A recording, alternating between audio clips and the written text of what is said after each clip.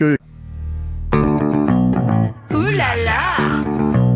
Ouh là là! Ouh là là!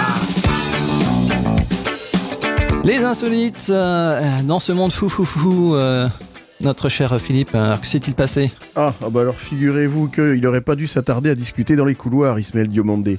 Quand le défenseur est sorti du stade de la Méno après le match nul face à Strasbourg, il a eu une drôle de surprise. Le bus de l'équipe était parti sans lui. Ah non. Ni coéquipier, ni coach. Tout le staff du SM Caen avait pris la direction de l'aéroport sans se soucier de l'absence de l'un d'entre eux. En pleine nuit, le Canet tombe sur l'équipe de RMC Sport à qui il raconte « Je sors, je ne vois plus le bus ». Le jour ne s'affole pas pour autant. J'appelle, ils sont partis sans moi. Ismaël Diomandé préfère en sourire. Heureusement, ils n'ont pas pris le vol sans moi, mais c'est fou, quoi. Le défenseur peut se rassurer, le prochain match des Normands, dimanche 3 décembre face à l'OL, se déroulera à domicile. Il n'a plus qu'à... Voilà. Donc il n'a plus qu'à demander des explications à l'entraîneur. Voilà, ça c'est ma conclusion personnelle. Un verrou, un sas de sécurité, des dispositifs occultants, du grillage, une caméra, c'est un peu un inventaire à l'après-vert. Il s'agit de l'une des volières du refuge aviaire de Rosenvillers où une fameuse chouette a été transférée après sa capture il y a une semaine. Elle attaquait les habitants d'un quartier de Saint-Dié-des-Vosges depuis la mi-octobre. Outre ces mesures de confinement, l'unique personne habilitée pour la nourrir est obligée de porter une tenue spéciale complémentée par un casque de moto. En effet, pour déshabituer l'oiseau de toute présence humaine, le recours au casque et au reste est nécessaire.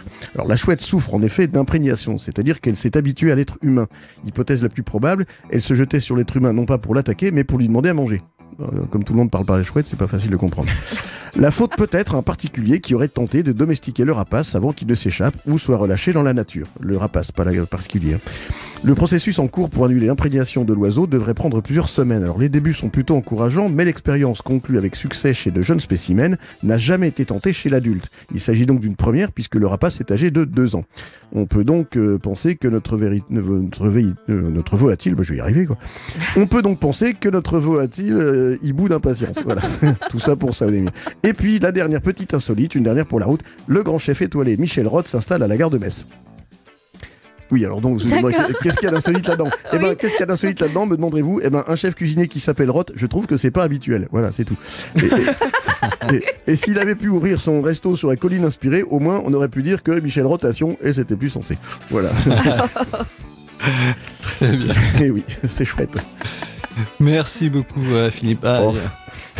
J'ai bien aimé le joueur qui n'a pas été le pris dans le pauvre. bus. C'est dingue, le pauvre, comment ils ont fait pour l'oublier. Ils font pas l'appel à mon avis. C'est incompréhensible. Enfin oui, mais quand même, ils sont pas si nombreux que ça, ils devraient savoir. Ils se déplacent quand même à 18, hein. Ah bah 18. Plus tout le staff médical et tout, ça fait du monde. Je trouve ça dingue. Bah oui, il a raté le bus. Est-ce que c'est un joueur qui joue beaucoup? Alors là, je connais pas du tout. Quand il arrive à choper le bus, Non, oui. c'est- Mais... Enfin bon. Oh, il a qu'à jouer qu'à domicile. Incroyable. Voilà. À découvrir dimanche matin dans TF1 Foot. 8h30. Fais gaffe quand tu vas à Pont-Saint-Vincent quand même, Henry. Ouais, que tu loupes pas ton bus. Hein. T'aurais l'air fin. Ouais, clairement. Mais j'y vais en voiture, donc ça va. Oui, mais oublie pas tes covoitureurs.